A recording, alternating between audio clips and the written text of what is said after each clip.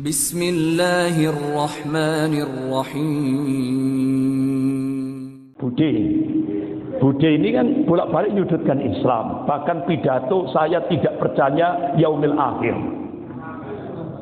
Ya kan? Akhirnya wartawan tanya, Bude tidak takut toh kehilangan suara umat Islam? Apa jawabannya?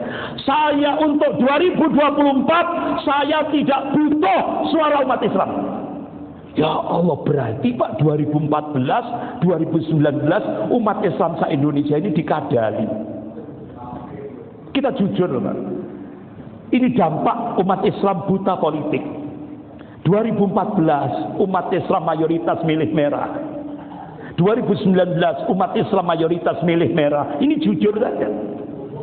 Jujur kita Pak. Kenapa? Buta politik. Oleh karena itu ingat apa yang terjadi di Andalusia. Andalusia itu mayoritas Muslim seperti Indonesia. Tapi bisa hancur, tidak tersisa satu pun umat Islam dalam hitungan 8 tahun.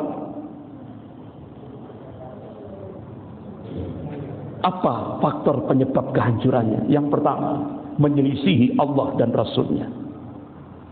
Wa may ya'sillaha wa rasulahu faqad dhalla dhalalan mubina.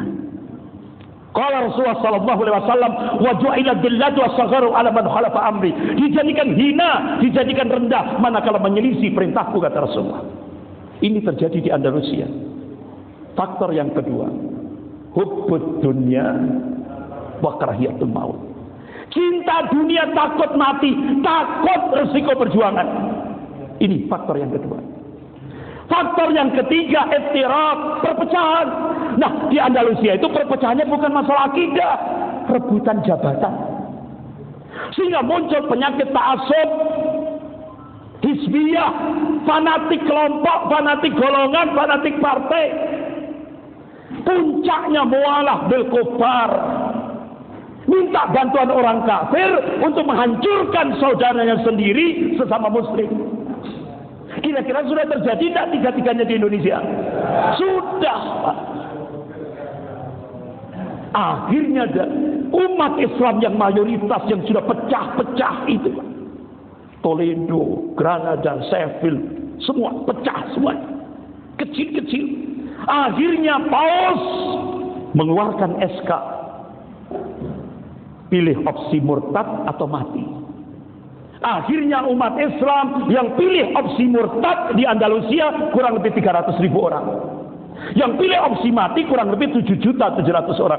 Sehingga 7.700.000 orang itu berbondong-bondong menuju guillotine, alat pemenggal kepala. Dalam hitungan 8 tahun, masjid, madrasah, perguruan tinggi Islam dihancurkan. Yang disisakan cuma 3. Karena besar masjidnya, yaitu di Sheffield, Granada, dan Cordoba. 2010 ada turis Islam dari Austria nyoba datang ke, kan Andalusia sekarang jadi Spanyol, nyoba ke Masjid Cordoba. Kaget Pak. Sampai hari ini menara masjid yang digunakan untuk adzan itu sudah diisi lonceng gereja. Umat Islam dari Austria yang jumlahnya 100 ditolak, tidak boleh. Karena ini sudah dikuasai Kristian. Itu Andalusia. Kita ngomong Filipina. Filipina itu dulu mayoritas Muslim seperti Indonesia. Ibnu Battuta rahimahullah memberi nama ibu kota negara Filipina Amanillah. Dan perlindungan Allah. Sekarang dirubah jadi Manila. Dulu Amanillah. Mayoritas Muslim seperti Indonesia. Karena 3 faktor ini tadi, menyelisih Allah dan Rasulnya, hubbud dunya wa karahiyatul maut, iftiraq, perpecahan. Karena rebutan jabatan. Ini akhirnya Filipina sekarang Muslimnya tinggal 2%. Bahkan pada masa Presiden Soeharto itu Amerika dropping 3.000 elitnya marinir Amerika. untuk membantu tentara Filipina melakukan genosid, pemusnahan massal kaum muslimin yang ada di Filipina Selatan, yang sering disebut Muslim Moro. Singapura itu 93% Muslim Melayu. Sekarang kok tinggal 15%. Why? Kenapa? Itu tadi tiga faktor ini tadi. Akhirnya Lee Kuan Yew bikin fenomena apa? Pakai kopiah hitam. Tapi kopiah hitamnya tidak seperti Bapak. Kopiah hitam yang biasa itu Pak. Nah, itu. Pakai baju takwa.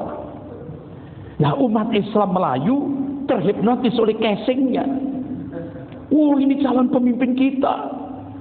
Seperti umat Islam Jakarta.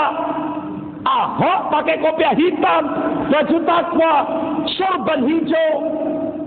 Akhirnya umat Islam Jakarta mayoritas milih Ahok. Padahal 19 ayat dalam Al-Quran Allah haramkan memilih pemimpin kafir. Tapi ternyata umat Islam bandel, bebal.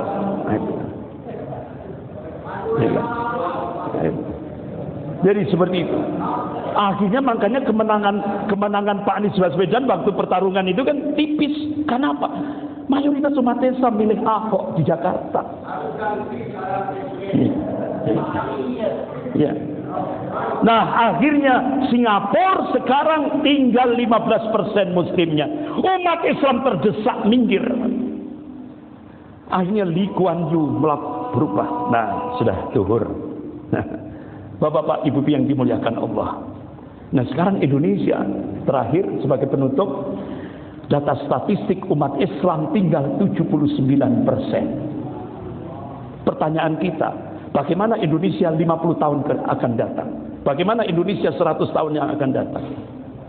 Kita dipanggil oleh Allah, ya ayyuhalladzina amanu in tansurullaha yansurkum wa yutsabbit aqdamakum. Jika kamu menolong agama Allah, pasti Allah akan menolong kamu. Wa yutsabbit aqdamakum. Dan Allah akan menguatkan kedudukanmu, menguatkan keimananmu. Mudah-mudahan kita semuanya dijadikan oleh Allah ansarullah.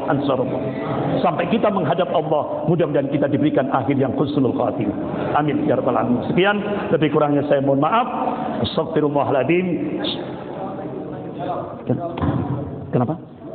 Oh ya, Bapak-bapak, Ibu yang dimuliakan Allah, ini tadi ada berita Bapak Ridwan Saidi, budayawan Betawi, budayawan Islam, dan Masya Allah beliau ahli sejarah. Beliau dipanggil oleh Allah Subhanahu Wa Taala. Kita doakan Allah maghfir lahu warhamhu wa'fu anhu. Allahumma taqina ajrahum wa la taqina ba'dahum fil lahu bi rahmatika ya arhamar. Rabbana atina fid dunya hasanah wa fil akhirati hasanah wa qina adzaban nar. Subhana rabbika rabbil izzati amma yasifun wassalamun al mursalin walhamdulillahi rabbil alamin. Subhanakallahumma wa bihamdika asyhadu an la ilaha illa anta astaghfiruka wa atubu ilaik. Wa billahi taufiq wal hidayah. Wassalamualaikum warahmatullahi wabarakatuh.